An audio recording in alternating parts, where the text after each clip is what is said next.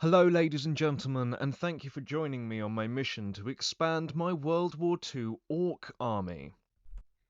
Episode 1, Orktober 2024, in American Samoa. For this I chose the Vought Corsair, a W-winged plane that very much, in my opinion, suits the Ork aesthetic. So first we need a Dakkajet. Now, I hear you already saying, Andy, you bloody time waster, I'm meant to be kit-bashing a Dakkajet, and here you are telling me to buy a Dakkajet. Why don't I just build a Dakkajet? Well, dear viewer, let me tell you. On the back, there are the builds for the different Dakkajets, and there is a vast amount of spare parts that I wish to harvest from this. I'm hoping to make more than one plane. So with that in mind, I start clipping all of the pieces off of the sprues so that I can separate them out based on the build of the plane and visually identify what I actually want from this. I take my time cutting everything off of the sprues and separating them out, not just because I'm a pedant, but so that I don't mix up the weapon options. After all, God gifted me with beauty, not brains, and despite my accent giving the impression that I know what I'm doing, I really don't. Here is everything neatly separated out into little tubs. You will never see it like this again. Before building, I decided to go on the internet for a little bit of inspiration to see what kind of armaments the Corsair normally used, and once I'd been able to pull myself away from Pornhub, I found this little beauty. And now, ladies and gentlemen, on with the build. I start by cutting open the fuselage all the way down this seam. Really annoying, really fiddly, lots of delicate work. Too delicate for me, really, as you can see by all the times that I seem to have slipped, but not so badly that you notice at the final product. Just take your time, and eventually it'll give. Just like a tired parent with a horrible child. My new objective is to cut the tail in such a way that I can get the original Ork parts to fit. To be able to facilitate this, I'm going to use the finest Chinesium blades that Alibaba can provide. Hopefully they'll be able to do something, but at the end of the day, if they don't, they don't. They were cheap. Freshly equipped with my sweatshop saw +1, I was ready to get a cut in. But not in the old school emo way, no, I mean plastic, my good man. Or woman, I mean, you could be a woman. Statistically, it's about as likely as me having a 12-inch penis, but it's entirely within the realm of possibility. Now that's slid in nice and tight, stop it. I won't have any of your immaturity while I'm talking about squeezing the rear and lining up the bottom and getting the nice tight rear of the fuselage and making sure that the back end's all in line and make sure that I don't... I've run out of ones. In all seriousness though, I did want it to look like a Corsair's tail, so I put a bit of effort in sanding it and polishing it and just cutting it the right way so it wouldn't damage the look too much, you know? Next up was making space in the cockpit for the Orks and all of their equipment. This proved to be quite a difficult thing to do with what I was using. The plastic was cracking a lot. I don't know what kit this is. I don't know if it's old, but it just was really nasty plastic either way. Hollowing out the fuselage does drag on, but I do eventually manage to do it, to some grim satisfaction, and find what I believe is an old Ork death copter, maybe from the Assault on Blackreach set? Doesn't quite fit though, so I'm cutting off the bottom bits, but I like all of the little bits of machinery and everything that it's going to add into the cockpit area. Means I don't need to fill it out later with random greebles and bits of maboobabs and shibidaboops. Anyway, as you can see, I'm going through the bits box and finding little things that I think will add to the overall aesthetic. I generally pick from these bags quite frequently throughout the course of this, so it's not indicative of the parts that I necessarily choose, but you can kind of see where the process goes. It's always good to keep a hold of any of your leftover bits, especially if you feel like bashing, and you can buy bags of people's bits from leftover armies and the like from eBay, which is something I do regularly do.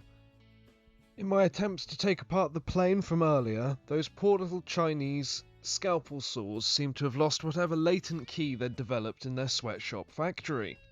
As a result, I had only one solution. I had to call my dad.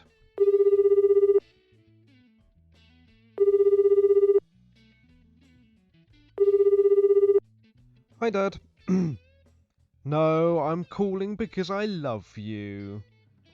Of course it's because I love you. It's because I'm your best son. Why else would I call you, huh?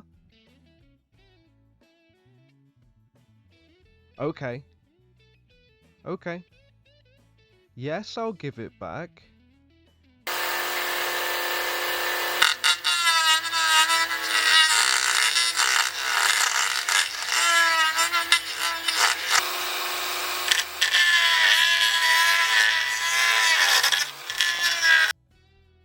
It was much easier to get through the plastic instead of just cutting it, sanding it, basically melting it, but at least then it couldn't crack and fracture, which was a significant improvement and really moved along the speed in which I could do stuff.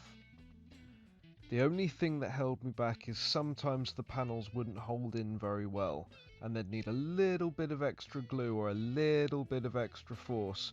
Occasionally, you'd have to really lean on it, and I did use clamps from time to time, which I will show later on in the video. I continue to do just general cutting and replacing of panels and angles and the like, sanding, polishing, all that jazz. Quite easy, just tedious. A lot of effort involved. Take your time. Cut, measure, try not to mess up, and try not to cut too deep. That's all I can really say. If you think that you're getting a little close, just push a little less hard, use a slightly more gentle tool, gives you more of a chance. Just as a reminder to everybody, I highly recommend cleaning up your mould lines and drilling your barrels. You owe it to yourself as a matter of dignity. I always regret things that I look back on knowing I could do something about it. I don't necessarily have an issue if it was completely beyond my control, you know? I think that it's in your best interest to just try and take your time with stuff. These projects, these hobbies, they aren't going to disappear really quickly. It's unlikely that you've got a huge time constraint unless you're one of the 1 in 1,000 people who are into this hobby who regularly go to tournaments, in which case, yeah, I get you've got to get something on the table, but is it really worth getting it on the table if you don't like it? On the subject of liking things, you may ask yourself, Andy, what drew you to having a World War II themed Orc army? Well, you see, kids, in the ancient histories of Great Terror, the land upon which we sit, there was only two things on the History Channel. Stuff about ancient Egypt and the Nazis. So I grew up loving ancient Egypt and World War II.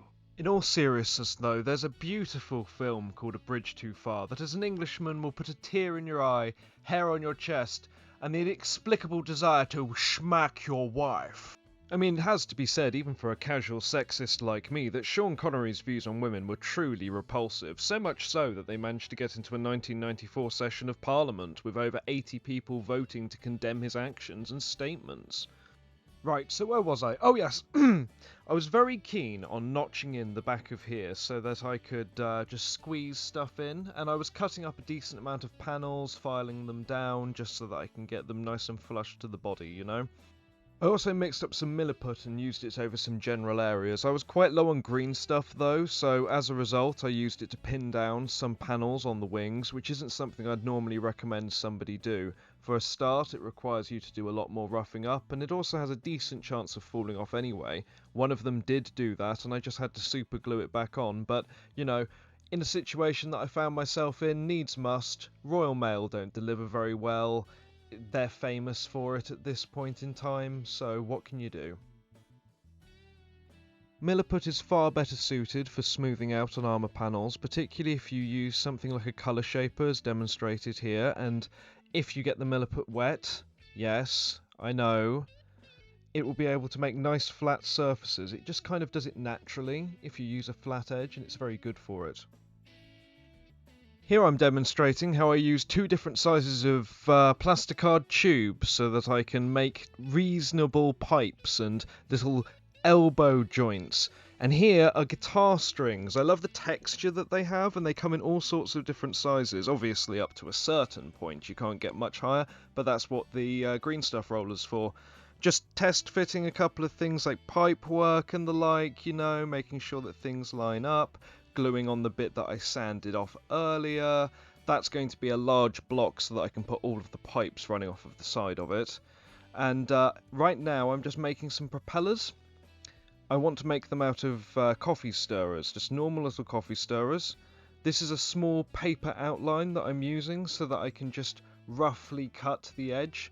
You don't have to be too particular. That's a control surface from the inside of the Corsair. We're running through them quite a bit. Bits of old sprue. I'm going to turn that into the hub for the propellers. You watch, you'll be surprised. It's actually not that bad.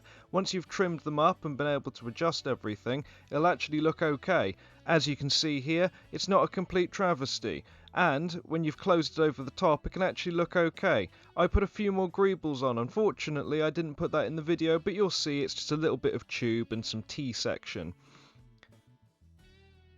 This is me demonstrating how you put the guitar wire on. A little bit of super glue, carefully dabbed on. It's really difficult to be able to do it on camera. I'd love to show you guys more often, but they twang off everywhere. It's genuinely the most frustrating thing. You've got to bend them just right. You can bend them around tools though, so it's not so bad. You just need a little bit of practice. The guitar string is very malleable and it can be flexed into pretty much any combination that you desire. I use it on lots of different things, you know, Space Marine vehicles, Ork vehicles, Tau, anything that you think that a cable looking thing could do. You can do right angles, you can do curves, you can, you know, as I'm demonstrating, just put it in lots of different shapes. It's very useful. It's the most useful thing I can do with guitar wire anyway. I can't play the thing. Perfect use case for milliput right here. Good to see, makes a change. The final big step entailed gathering up all of the little bits of exhaust and the like that I found and making elbows from the pipes so that I could have a full exhaust system spreading out across the wing. This was a bit of a pain, but it does look pretty cool, or at least I think it looks pretty cool, and therefore I think that it's worth the effort. I carried on in this vein for quite some time, gradually building up the layers until it made an entire nest of pipework spread across the wing, and I gotta say, again, very satisfied with it, can highly recommend. I also decided to add a bit of battle damage, and because it has ribs on the outside of the wing, I had to put a rib on the inside, like I had to. You don't understand. If it wasn't there, the plane wasn't made. I also put these tiny little pearl embellishments, I think they're called, and they're used in nail craft, if I remember correctly. This is the green stuff roller from Green Stuff World, pipe maker. Big fan. It's amazingly satisfying to come to the end of a project like this. I really can't wait to show it to you. Don't forget, when using green stuff, particularly in a roller like this, you should wet the back and the sides and all of the surfaces so it doesn't stick on. Okay, great. Time for the reveal.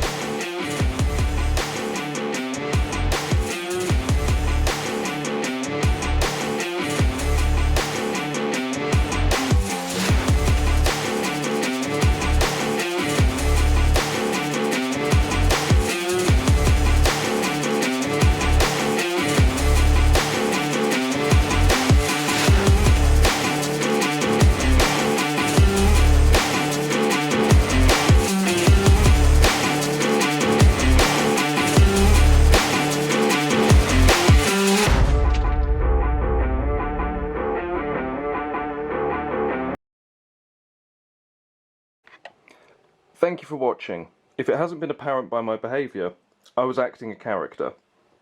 I'm sorry if this video isn't particularly good. It is literally my first one. I've had no feedback or anything like that to work with so far, so I look forward to it down in the comments section. Thank you again for watching, I really appreciate it. Every view is great.